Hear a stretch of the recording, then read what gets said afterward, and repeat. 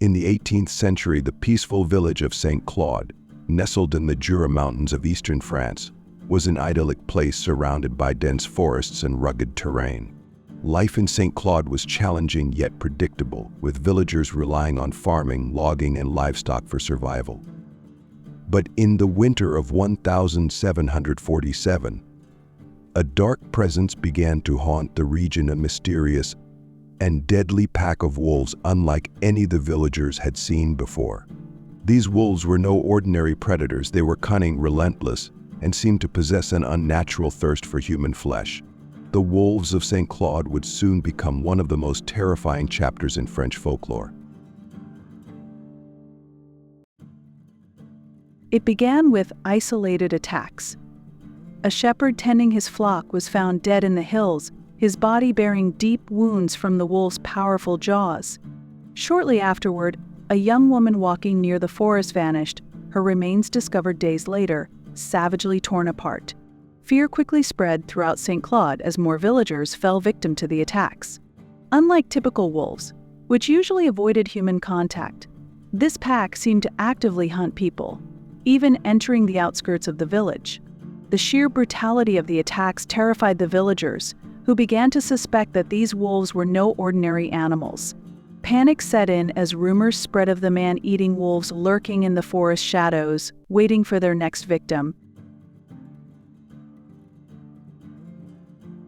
The wolves of Saint-Claude appeared to be larger and more aggressive than any wolves the villagers had encountered before. They moved as a coordinated pack, attacking adults, children, and even armed men who tried to defend themselves.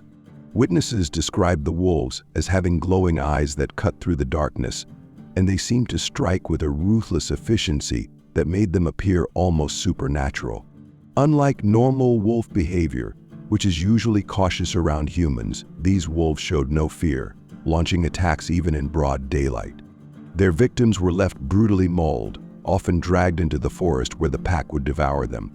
The villagers became convinced that these wolves were no ordinary predators, but perhaps a curse upon the village.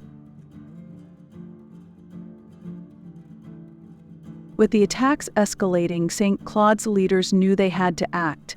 Local hunters were assembled, armed with muskets, spears, and anything they could find to combat the wolves. The hunters organized themselves into groups, patrolling the forest day and night, determined to put an end to the terror. However, the wolves seemed to anticipate the hunts, disappearing into the depths of the forest whenever the hunters approached. The villagers began to believe that these wolves possessed an unnatural intelligence, evading capture time and again. Despite their best efforts, the hunts produced few results, and the wolves continued their deadly reign over Saint-Claude. After weeks of failed hunts and mounting despair, a breakthrough finally came. A group of seasoned hunters tracked the wolves to a remote part of the forest outside Saint-Claude. As night fell, the hunters set up a trap, hoping to ambush the pack. What followed was a brutal confrontation as the wolves, cornered and desperate, launched a vicious counterattack. The battle was fierce, with the wolves fighting back with terrifying strength and agility. The largest wolf, believed to be the pack leader, was a massive beast that took several shots before it finally fell. By the end of the bloody encounter, the hunters had killed several members of the pack, though some wolves managed to escape into the night. It was a hard-won victory, but it seemed the worst was over. Though the hunters had struck a decisive blow, the fear of the wolves lingered. Over time, the attacks subsided, and life slowly returned to normal in Saint-Claude, but the villagers remained cautious, avoiding the forest whenever possible.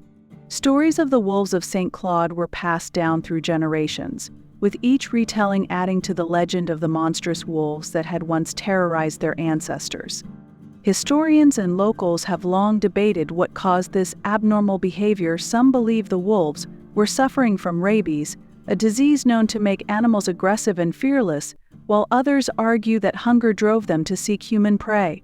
To this day, the story remains shrouded in mystery, with no clear explanation for why these wolves became man-eaters.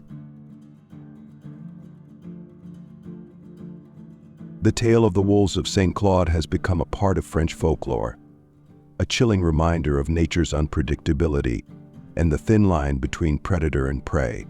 Even today, locals share the story of the cursed wolves who once terrorized the village, attributing strange happenings or sightings to the spirits of those infamous wolves. For the people of Saint-Claude, the story is a powerful reminder of a time when they lived in fear, constantly looking over their shoulders. Though centuries have passed, the legend of the wolves of Saint-Claude endures, a haunting echo of a time when the forest was feared and survival was never guaranteed.